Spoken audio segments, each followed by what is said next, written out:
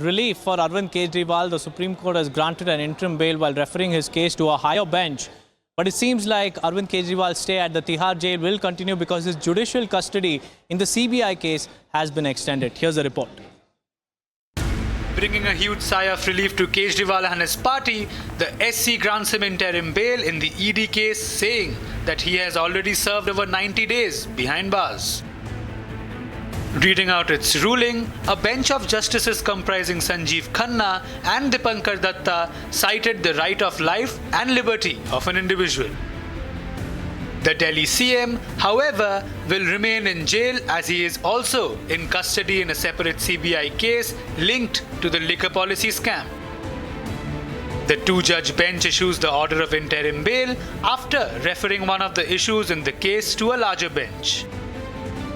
The AAP hails the verdict at a media briefing, saying truth could be intimidated but not defeated. मैं आज Bharatiya Janata party को ये कहना चाहती हूँ कि इस देश के एक के बाद एक हर न्यायालय ने आपके षड्यंत्र का पर्दाफाश किया।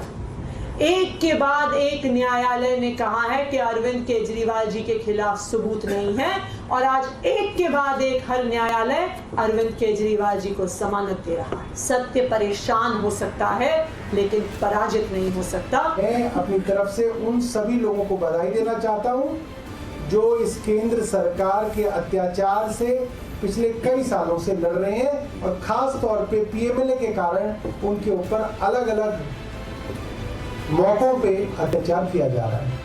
Meanwhile, the BJP held a mega protest in the national capital against the AAP over the hike in electricity prices as Kejriwal was granted interim bail. While the AAP is projecting the SC ruling as the victory of truth, the celebrations are premature as he is in CBI custody in a separate case linked to the liquor policy.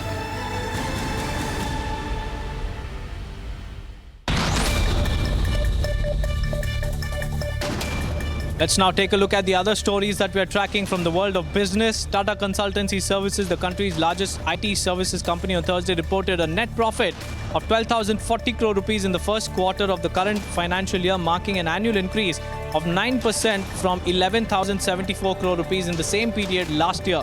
The company stated that the growth in June quarter was driven by artificial intelligence, cloud, cyber security, and enterprise solutions.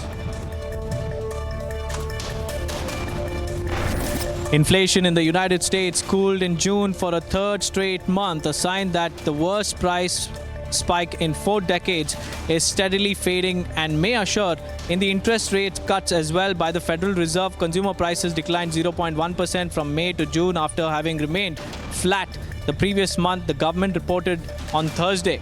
Now measured from 12 months earlier, prices were up 3% in June, down from 3.3% in May.